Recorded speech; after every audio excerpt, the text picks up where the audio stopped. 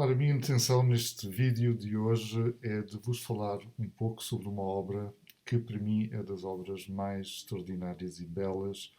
da literatura antiga. E estou-me a referir às Bucólicas de Virgílio. Todos nós conhecemos Virgílio como o autor, acima de tudo, da Eneida, que pode ser considerado, enfim, o poema que é a obra-prima máxima da literatura latina. Mas, evidentemente, Virgílio foi também autor de duas outras obras, as Geórgicas, que ele escreveu antes da Eneida, e, antes disso, as Bucólicas. As Bucólicas são uma coletânea de 10 poemas que muitas pessoas pensam ser uma coletânea fácil, simples, de poemas acessíveis sobre pastores, sobre pastorícia, sobre temas assim bucólicos, como o nome indica, mas na verdade é uma coletânea de poemas muito complexos e eu sempre me dou conta disso todos os anos quando eu dou a cadeira de Poesia Latina aqui na Faculdade de Letras da Universidade de Coimbra, onde eu sou professor, como sabem, e na verdade é uma obra que é preciso dispor de muita paciência, de muito pormenor para conseguir explicar esta obra aos alunos e para levar com que eles percebam estas subtilezas todas que estão presentes nesta obra. É uma obra, por um lado, assim, abstrata, é uma obra que parece estar a pairar como um balão por cima da Terra, se vocês pensarem assim num balão daqueles com o cesto e a coisa está a pairar por cima da Terra, parece não ter relação com a realidade, mas ao mesmo tempo é uma obra que nós podemos ver como uma planta, uma árvore, por exemplo, que tem raízes que estão mergulhadas na terra. Porque Virgílio, quando compôs esta obra, não estava aliado daquilo que se passava à sua volta. E temos aqui 10 poemas e dois deles têm um intuito muito político e muito atual de falar das expropriações que tinham tido lugar no norte de Itália, na altura, entre Mantua e Cremona. Portanto, são duas cidades que tinham, entre elas, um território agrícola extremamente rico, extremamente fértil, sobretudo eram terrenos muito planos que levavam a que fossem muito cobiçados por toda a gente que queria ter enfim, essa rentabilidade agrícola, e Mantua e Cremona eram de facto zonas privilegiadas desse ponto de vista. A Itália é um país com zonas muito acidentadas e com monte, e toda a gente sabe que a agricultura em terrenos acidentados com declive não é tão fácil nem tão rentável como em terreno completamente plano. Ainda o ano passado, o André e eu apanhámos o comboio de Mantua para Cremona e pudemos ver que ainda hoje, portanto, em 2022, como era na altura, ainda hoje estes terrenos são totalmente agrícolas. Nós víamos campos a perder de vista, completamente planos, e enfim, conseguimos perceber porque é que na sequência da Batalha de Filipos, que foi aquela batalha terrível entre romanos que decorreu na Grécia, mas foi entre dois exércitos romanos,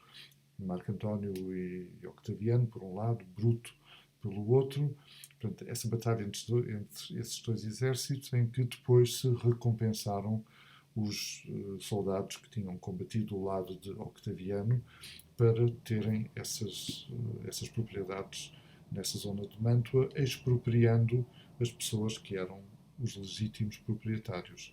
Virgílio teve a coragem de falar nisso nas Bucólicas e fala nos dois poemas, que é o poema número 1 e o poema número 9, de uma maneira assim um bocadinho modalizada. Eu diria que no poema número 1, que é aquele que as pessoas leem mais, conhecem mais, Ti tyre tu patulai recubans sub tegmine fagi, começa com este verso muito bonito e muito famoso. Portanto, é um poema em que até há, apesar de tudo, um certo otimismo relativamente a essas expropriações, porque uma das personagens diz que foi a Roma e que obteve em Roma a permissão para continuar no lugar onde estava, não foi obrigada a deixar a sua propriedade. Ao passo que a outra personagem do poema é alguém que sofre na pele as expropriações e tem mesmo de abandonar o seu lugar. Então nós, neste primeiro poema que nós temos de Virgílio, eu não acredito que tenha sido o primeiro poema que ele escreveu da coletânea das bucólicas, mas é o primeiro poema que aparece no livro, e é um poema que, para mim, ele deve ter escrito para servir como abertura, como introdução ao livro das bucólicas. E é um poema, então, que nós temos duas atitudes em relação à mesma realidade. Temos alguém que é o beneficiário, apesar de tudo, da situação, que pôde permanecer no lugar onde estava, e a outra personagem que vê a situação de uma maneira muito diferente. Portanto, ele é a vítima dessa situação. Isto é importante, para a meu ver, portanto, é uma das características mais interessantes da obra de Virgílio, se a tomarmos no seu todo, bucólicas, geórgicas e Eneida, porque é uma obra que se presta sempre a leituras muito diversas e normalmente a duas leituras quase que se diria antagónicas da mesma realidade. Isso é possível para a Eneida, é possível para as geórgicas, e já vemos isso nas bucólicas. Portanto, Virgílio tem uma obra que é dialógica, que é uma obra com várias vozes, e nós vamos ouvindo essas vozes. No poema número 9, que é também um poema sobre o tema das expropriações, nós já temos aqui uma atitude muito mais pessimista. É um poema ainda mais misterioso do que o primeiro, e é um poema em que nós chegamos ao fim e não vislumbramos um desfecho feliz para as pessoas que foram vítimas das expropriações. Então, Virgílio teve esse cuidado de colocar esse poema um bocadinho mais pessimista no lugar número 9, não o colocou em primeiro lugar, portanto, deixou mais para o fim, mas ao mesmo tempo ele faz aqui uma arquitetura muito interessante do livro, porque ele entende este livro de 10 poemas como uma espécie de um jardim que está todo pensado por um poeta paisagista, como eu gosto de chamar a Virgílio, e Horácio também tem essa característica nos seus livros das odes, que é de organizar os poemas dentro do livro de forma a que a própria ordem dos poemas seja significativa, que faça sentido, que seja uma ordem que nos oriente na nossa leitura, quer porque enfim, podemos ter poemas de temática um bocadinho semelhante juntos, ou então é significativo porque os poemas têm temática contrastiva, que é mais o caso da organização das bucólicas de Virgílio. No caso, por exemplo, das odes de Horácio, ele às vezes opta mais por enfim, cumplicidades entre diferentes poemas que ele põe a seguir uns aos outros nas suas coletâneas de odes. No caso das bucólicas, este livro em 10 poemas,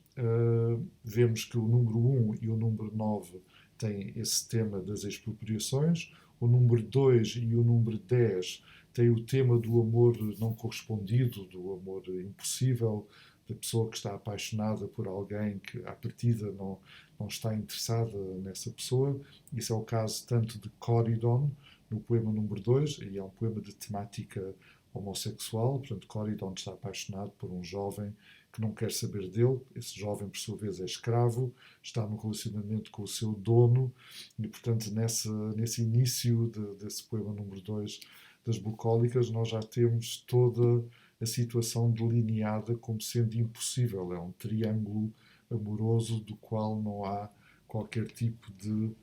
esperança para Corydon, que é a personagem que os leitores antigos achavam que era o próprio Virgílio. Mas quando, no início dessa bucólica número 2, Virgílio começa Formosum pastor Corydon ardebat Alexin, portanto, Corydon, o pastor, ardia pelo formoso Alexis, delicias domini, favorito do dono, nec quid speraret habebat, nem algo que pudesse esperar ele possuía. Portanto, nestes dois versos iniciais temos a situação toda delineada do amor impossível, do amor não correspondido,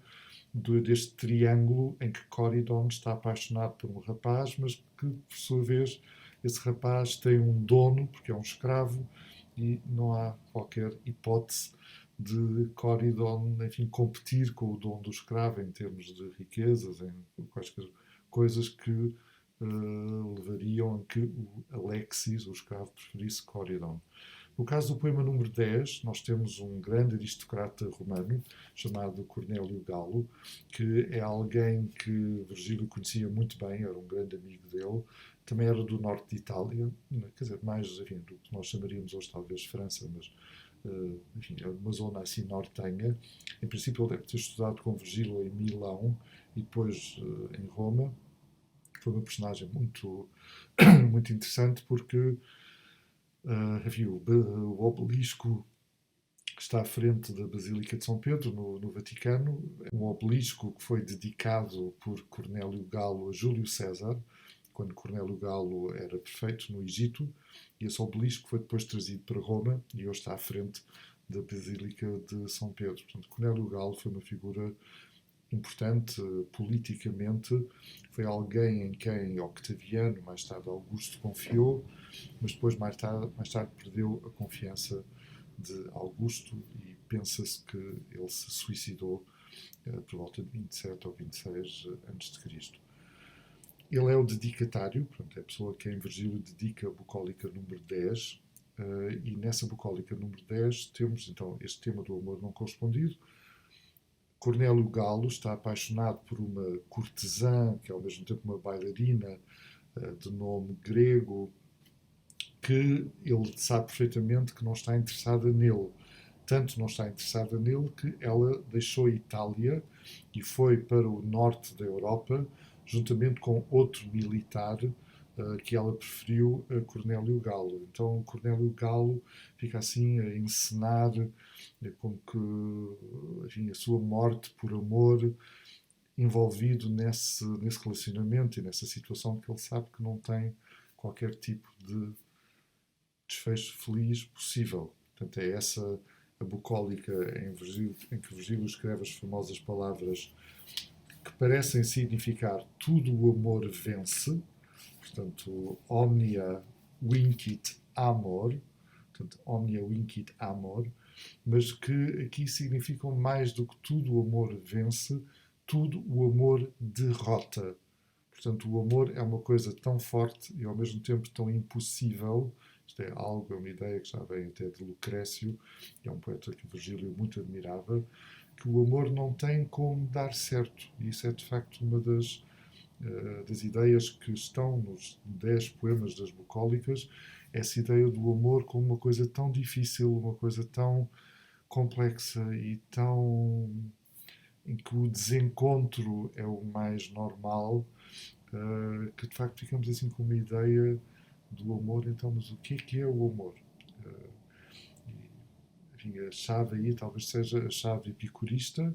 que é a chave também que nós encontramos em Lucrécio, no seu livro quarto, que é a ideia de que o amor, como nós o pensamos, o amor romântico é uma espécie de equívoco, mas aquilo que é o verdadeiro amor, no fundo, é a amizade, é aquilo que liga as pessoas sem um interesse passional, mas com algo que é de facto a verdadeira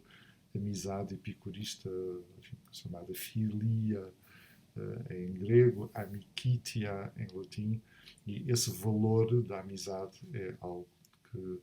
nós vemos aqui nas bucólicas, que embora não seja dita essa ideia de forma explícita, mas acaba por ser a mensagem subliminar